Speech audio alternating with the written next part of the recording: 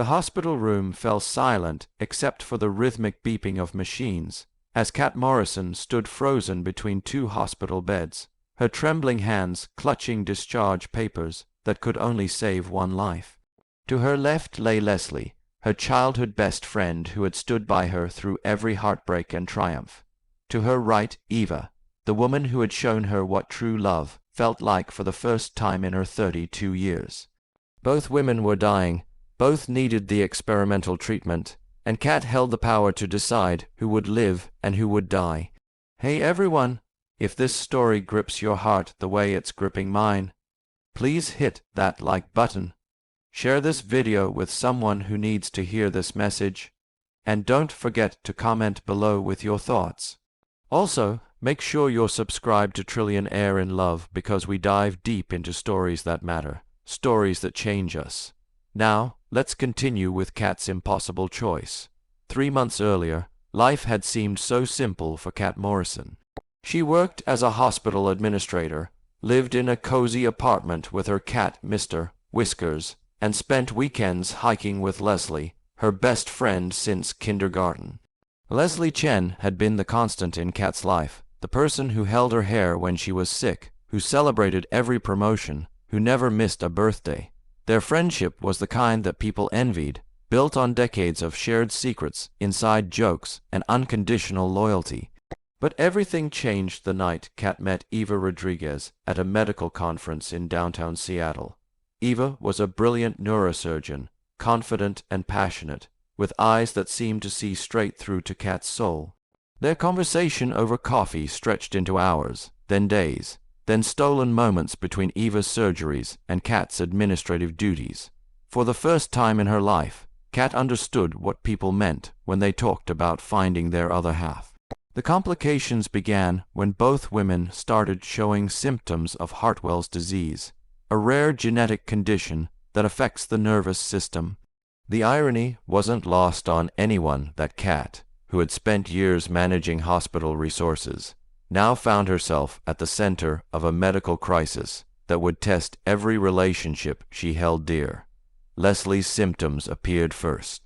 The tremors in her hands made it impossible for her to continue her work as a graphic designer. Soon, the fatigue was so overwhelming that she could barely get out of bed.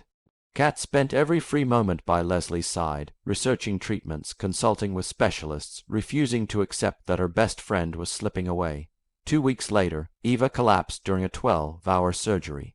The diagnosis was swift and devastating, the same rare disease that was claiming Leslie. The disease that only affected 1 in 10 million people had somehow found the 2 most important people in Kat's world. Dr. Sarah Chen, Leslie's cousin and the head of experimental medicine, pulled Kat aside on a gray Tuesday morning that would change everything. "We've been selected for a trial of a new treatment," she explained, her voice heavy with both hope and dread. "The medication has shown remarkable results in early testing, but we only have 1 dose available, and the next batch won't be ready for 6 months. 6 months was longer than either Leslie or Eva had to live." Kat felt the world tilt beneath her feet. "There has to be another way," she whispered, but Dr. Chen's expression told her everything she needed to know. In a cruel twist of fate, the woman who had spent years making administrative decisions that affected patients' lives now faced a choice that would haunt her forever. The days that followed were a blur of medical consultations, ethical committee meetings, and sleepless nights. Leslie, even in her weakened state, insisted that Eva should receive the treatment. "She's a surgeon, Kat. She saves lives every day. I design logos and brochures. The choice is obvious." But Eva, true to her character, argued the opposite. "Leslie has been in your life for decades. I've known you for 3 months. She has family who loves her, a whole life built around relationships. I won't be the reason you lose your best friend." Both women, even while facing death, were more concerned about Kat's well-being than their own survival. The weight of their selflessness made Kat's decision even more impossible. The nights were the hardest. Kat would sit in the hospital cafeteria at 2 a.m., surrounded by empty chairs and the hum of vending machines, trying to find a solution that didn't exist. She researched every possible alternative, called specialists across the country, even looked into experimental treatments in other countries. But time was running out, and the choice remained binary and brutal. Leslie's condition deteriorated rapidly. The woman who had once run marathons could barely walk to the bathroom without assistance. Her speech became slurred, and some days she didn't recognize visitors. But in her lucid moments, she would squeeze Kat's hand and whisper, "Whatever you decide, I understand." Eva's decline was slower, but no less heartbreaking. Her hands, once steady enough to perform the most delicate brain surgeries, now shook too much to hold a coffee cup. She had to stop operating, the thing that had defined her identity for 15 years. Yet she spent her good days teaching medical students, determined to leave something meaningful behind. The breakthrough came from an unexpected source. Dr. Martinez, a researcher Eva had mentored years earlier, called with news about a pharmaceutical company in Switzerland that had been working on a similar treatment. They had just completed their first successful trial and were looking for patients for their second phase. But there was a catch. They could only accept one patient, and the selection process would take 2 weeks. 2 weeks that Leslie didn't have. Her condition had reached the point where doctors were talking about days, not weeks. Kat realized that the decision had been made for her, not by choice, but by circumstance. Leslie would receive the treatment available now. Eva would go to Switzerland, where there was at least hope. It wasn't the impossible choice between life and death anymore, but a choice between certainty and possibility. The day of Leslie's treatment, Eva insisted on being there despite her own weakness. She held Kat's other hand as the experimental medication was administered, both women watching their friend with a mixture of hope and fear. The treatment was aggressive, and the first few hours were touch and go. Leslie's body fought the medication, her temperature spiked, and twice the medical team had to rush in to stabilize her. But slowly, miraculously, Leslie began to respond. The tremors in her hands lessened. Her speech became clearer. By the end of the week, she was walking short distances without assistance. The treatment was working. Eva's departure for Switzerland was bittersweet.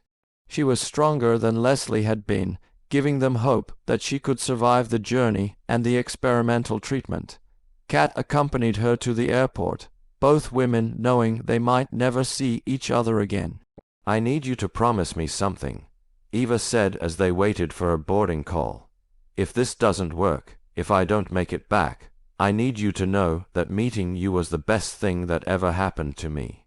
These 3 months with you were worth more than all the years before combined." Kat couldn't speak through her tears, but she nodded, memorizing every detail of Eva's face. The weeks that followed were a roller coaster of emotions. Leslie continued to improve, slowly returning to the vibrant, creative person she had always been. But the updates from Switzerland were inconsistent and worrying. Eva's treatment was more complex than originally thought, and complications kept arising. Then, on a Thursday morning 6 weeks later, Kat's phone rang. It was Eva, her voice weak but unmistakably alive and improving. The Swiss treatment had worked. She was coming home. The reunion at the airport was everything Kat had dreamed of during those dark weeks. Leslie, now strong enough to drive, had insisted on coming along.